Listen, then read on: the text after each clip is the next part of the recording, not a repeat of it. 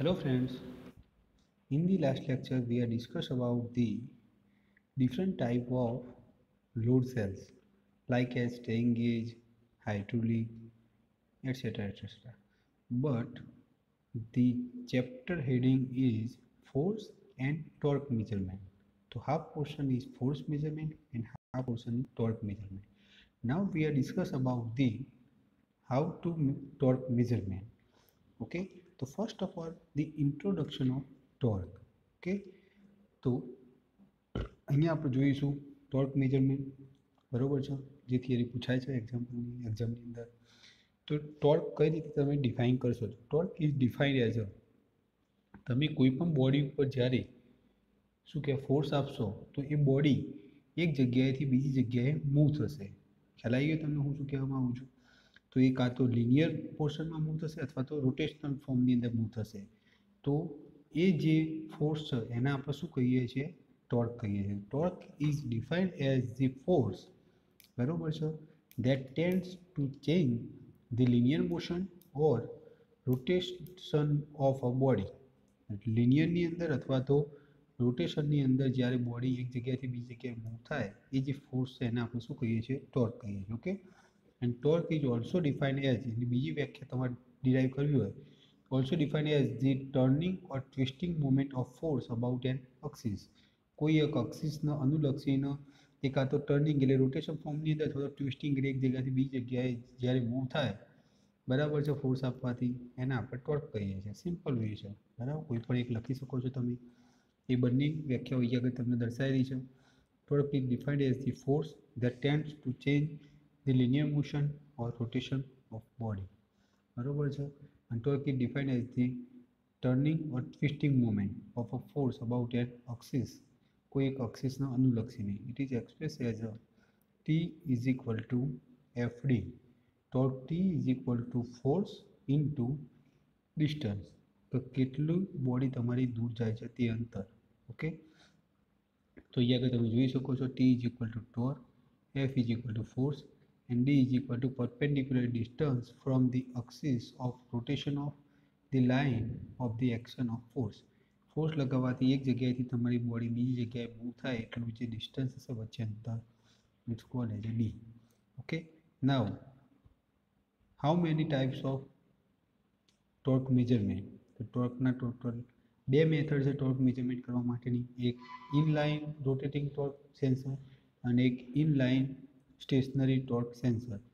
તો સ્ટેશનરીની અંદર સ્થિર હશે બોડી, રોટેટિંગની અંદર ફરતી હશે. ખ્યાલ આવી ગયો? તો total two types of torque measurement methods. Okay, the reaction torque sensor. The reaction torque sensors, for example, the sensor that measure the torque of a machine housing rather than the shaft, are not suitable for process measurement because the connecting power and pipelines affect the measured torque. એની સાથે connecting જે power અને pipeline હશે એ કોના ઉપર affect કરશે? તો measuring torque ઉપર affect કરશે. ખ્યાલ આવી ગયો? તો આ થઈ વાત હાઉ ટુ ટોર્ક તમે મેજરમેન્ટ કરી શકો છો તે. હવે નેક્સ્ટ થિયરી આવશે. આ થિયરી 3 માર્ક્સમાં પૂછાય. Okay, now the next theory is in line rotating torque sensor. એક જ થિયરી પૂછાય છે, સ્ટેશનરી ટોર્કની થિયરી પૂછાતી નથી એક્ઝામની અંદર, એટલે આપણે એ ચલાવતા નથી, બરોબર. પણ એની અંદર સેમ જ વસ્તુ, આની અંદર જે શાફ્ટ છે એ રોટેટિંગ શાફ્ટ હશે, તો પેલિંગની અંદર એક જગ્યાએથી બીજી જગ્યાએ સ્ટેશનરી સીધો મૂવ થશે, લિનિયર, બરાબર છે. તો સ્ટ્રેઇન ગેજ છે બે પ્રકારના. Strain gauges are mounted on shaft. શાફ્ટની ઉપર માઉન્ટેડ થાય છે. તો સ્ટ્રેઇન ગેજ કઈ જગ્યાએ બે છે હું તમને બતાવી દઉં. એક અંદર તમને મૂવેબલ પાર્ટ દેખાય છે કે સ્ટ્રેઇન ગેજ, અને એક અહીંયા આગળ એક ના બે, એ બે શું કહેવાય? સ્ટ્રેઇન ગેજ કહેવાય. અહીંયા આગળ તમે જોઈ શકો છો સ્ટ્રેઇન ગેજ 1, સ્ટ્રેઇન ગેજ 2. ખ્યાલ આવી ગયો? ડાયામીટર બતાવે છે તમને. અને આ તમારી પ્લેન, આખો પ્લેન એરિયા. સ્ટ્રેઇન ગેજ 1ની જે રેડિયસ હશે એ સ્મોલ આર વડે દર્શાવી છે, તો સ્ટ્રેઇન ગેજ 2ની જે રેડિયસ શાના વડે દર્શાવી છે? કેપિટલ આર વડે. અને એના ઉપર લાગશે ફોર્સ T, અને જે એંગલ ક્રિએટ થશે એ એંગલ કયો આવશે? થીટા. ઓકે, તો આ વન ટાઈપ ઓફ કેવો શાફ્ટ કહેવાય? હોલો શાફ્ટ કહેવાય કે જેની અંદર જગ્યા છે. ઓકે, તો એનું equation the torque is express at, આ જે છે એ ગોખવાની જ વસ્તુ છે, બરાબર છે. આની અંદર કોઈ ડેરિવેશન આવતું નથી. ઇક્વેશન પૂછાય તો, જો રિટર્ન એક્ઝામ લેવાય તો એની અંદર torque T is equal to શું થશે? તો pi into G, where G is a modulus of rigidity. Modulus of rigidity એટલે one type of coefficient. Okay, એના પછી કૌંસમાં આવશે R raise to 4 minus small r raise to 4. આ capital R એટલે means strain gauge number 2, small r means strain gauge number 1 ની radius. Okay, into theta divide by 2L.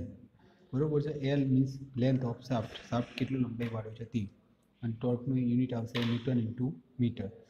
અને જ્યાં તમે અહીંયા આગળ દર્શાવી શકો છો G is equal to modulus of rigidity newton into metre square, R is equal to outer radius of shaft, બરોબર છે. Small r is equal to inner radius of shaft એટલે means take it to, L means length of shaft and theta means angular deflection એટલે means તમારો ખૂણો કેટલો shaft સાથે રચાય છે તે. ઓકે, એની સાથે જો તમારો ખૂણો સ્ટ્રેન ગેજ જે એટેચેડ હશે એ કેટલી ડિગ્રી રચાય છે? તો 45 degree of the axial of shaft. કેટલો? 45 ડિગ્રી. તો એ સમયે તમને સ્ટ્રેન કેટલો મળશે? સ્ટ્રેન શાના વડે દર્શાવાય છે? એપ્સાઇલોન વડે. તો epsilon 45 degree is equal to plus or minus, તમારું ઇક્વેશન શું ક્રિએટ થશે? Torque into R outer radius upon pi into G કૌંસની અંદર R raise to 4 minus small r raise to 4. Okay, ખ્યાલ આવી ગયો? તો આ શું થયું? તમારું ઇક્વેશન ટોર્કનું થયું. ઓકે, સોરી સ્ટ્રેનનું થયું. તો આ રીતે તમે અહીંયા આગળ મેઝરમેન્ટ કરી શકો છો ટોર્ક. આ બધી થિયરી બહુ એટલી બધી પૂછાતી નથી, પૂછાઈ જાય તો આપણને આવડવી જોઈએ. અને આ જે ઇક્વેશન છે તમારે ગોખવા પડશે simply. And the strain can be measured by electrical means to indicate the torque. જે સ્ટ્રેન મેજરમેન્ટ તમે કરો છો એ વન ટાઈપ ઓફ ટોર્ક જ કહેવાય. Multiple strain gauges can be installed and connected in the bridge circuit. Multiple જે strain gauges છે, બરોબર છે, એ મલ્ટિપલ સ્ટ્રેન ગેજીસ તમે અહીંયા આગળ ઇન્સ્ટોલ કરી શકો છો. અને કનેક્ટેડ કેવી પ્રકારની સર્કિટ સાથે કનેક્ટેડ છે? તો one type of bridge circuit. એક કરતાં વધારે સ્ટ્રેન ગેજ હોય એટલે. And so that any deformation because of axial or transverse loading cancel out in the final readout. Okay, આની સાથે આપણે અહીંયા આગળ ટોર્ક મેજરમેન્ટની ઇન લિનિયર જે રોટેશનલ જે મેથડ છે અહીંયા આગળ પૂરી થાય છે. In line rotating torque method. હવે નેક્સ્ટ વસ્તુ જે છે અને last of the topic, branches. બરોબર છે. તો વોટ ઇઝ બ્રાન્ચીસ? તો બ્રાન્ચીસ એટલે વન ટાઈપ ઓફ આપણે જે પાના પકડ ને એ બધું યુઝ કરો છો ને, તો એ જ રીતે અહીંયા આગળ એ ટાઈપની આવે બ્રાન્ચીસ. એ વસ્તુનું હું નહીં કહેતો, પણ એ ટાઈપની. તો અ torque branches is a tool used to precisely apply a specific torque to a fastener such as a nut or bolt. Bolt અને નટ ઉપર જે સ્પેસિફિક તમે ફોર્સ લગાવો છો રેન્ચીસ. અત્યારે તમે રેન્ચીસ તમે ઘણી બધી રીતે જોઈ શકો છો.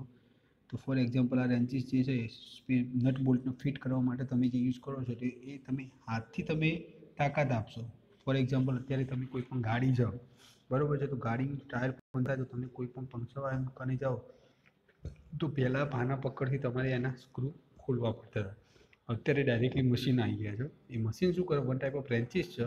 એ રેન્ચીસથી શું થાય? તમારી મોટર મૂવ થવાથી એની સાથે કનેક્ટેડ પ્રેશર આવો અને પ્રેશર દ્વારા તમારું સ્ક્રૂ ડાયરેક્ટલી ઓપન થઈ જાય છે. જે તમારે અડધા કલાકનું કામ થતું હતું એ પંક્ચર અત્યારે માત્ર 5 મિનિટમાં ક્રિએટ થઈ જાય છે. ખ્યાલ આવી ગયો તમને હું શું કહેવા માગું છું? એ વન ટાઈપ ઓફ રેન્ચીસ કહેવાય. બરોબર છે. અને આ થિયરી પૂછાતી નથી, પણ આ થિયરીની અંદર એક ક્વેશ્ચન પૂછાય છે કે ટાઈપ્સ ઓફ રેન્ચીસ. તો કયા કયા પ્રકાર આવે અથવા તો how many types of wrenches. બરાબર છે. તો રેન્ચીસના ટોટલી નંબર ઓફ ટાઈપ્સ 7 છે. કેટલા છે? 7 છે. કયા કયા? તો beam type, deflective type, deflective beam type, then click type, then no hub branch, electronic branch, programmable electronic torque, angle branches and mechatronic torque branches. આ દરેકે દરેક તમે નેટ ઉપર સર્ચ કરવું હોય તો પણ તમે કરી શકો છો. પણ આ થિયરી પૂછાતી નથી, પણ આની અંદર એમસીક્યુમાં કાંક પૂછાઈ જાય તો ટાઈપ્સ ઓફ ટોર્ક રેન્ચીસ, તો હાઉ મેની ટાઈપ્સ, તો ટોટલ નંબર ઓફ કેટલા લખવાના? 7. આપણે એમસીક્યુમાં તમને પૂછેલું જ છે આન્સર ક્વેશ્ચન. અને અથવા તો વિચ ઇઝ ધી શું કહેવાય ટોર્ક રેન્ચીસ, તો એની અંદર જો 3ના નામ આપ્યા હોય, બીમ ટાઈપ અથવા તો ક્લિક ટાઈપ અથવા તો નો હબ રેન્ચીસ, અને નીચે લખ્યું ઓલ ઓફ ધી અબો, તો તમારા આન્સર આવશે ઓલ ઓફ ધી અબો. અને બીજા કંઈક અલગ નામ લખ્યા, કોઈ એકનું નામ લખ્યું હોય સાથમાંથી, તો તમારે ડિફાઇન કરવાનું રહેશે. બીમ ટાઈપ એ one type of torque wrenches છે, deflecting type, then click type, no hub type, electronic wrenches, programmable electronic torque and mechatronic. બરોબર છે. અને અહીંયા આગળ તમે ફિગરમાં જોઈ શકો છો કે રેન્ચીસ કઈ રીતે કેવા પ્રકારના હોય છે. જો આ બીમ ટાઈપ છે, તો બીમ ટાઈપમાં શું હોય, એ રેન્ચીસ સાથે અહીંયા આગળ ફોર્સ તમે અહીંયા આગળ લગાવશો, અને ફોર્સ લગાવવાથી તમારી સાથે જે કનેક્ટ નટ બોલ્ટ હશે અહીંયા આગળ ઓપન થશે. ઓકે, તો આની સાથે આપણું ચેપ્ટર નંબર 4 અહીંયા આગળ કમ્પ્લીટ થાય છે. બરોબર. હવે નેક્સ્ટ ચેપ્ટર આવશે chapter number 5. In the next lecture we are discuss about the chapter number 5. Okay, તમને અહીંયા આગળ આપણે આજે કઈ કઈ થિયરી ભણ્યા તે તમને ખ્યાલ આવી ગયો હશે.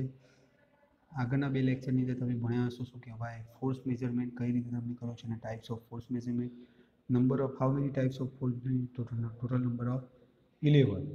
then torque measurement, equation of torque measurement, અને how many types of torque measurement, તો 2. બરોબર છે. પણ એ નહીં પૂછાય, અહીંયા આગળ સૌથી વધારે શું પૂછાય, ટાઈપ્સ ઓફ ટોર્ક મેજરમેન્ટ. તો how many types of torque measurement, અત્યારે આપણે શું કહેવાય કોરોનાના કારણે મોસ્ટલી એમસીક્યુ એક્ઝામની ગણતરી વધારે રાખે છે, એટલે ટોટલ નંબર ઓફ કેટલા થશે, તો 7 ટાઈપ્સ ઓફ ટોર્ક રેન્ચીસ. ઓકે, આની સાથે આપણું ચેપ્ટર નંબર 4 કમ્પ્લીટ થાય છે.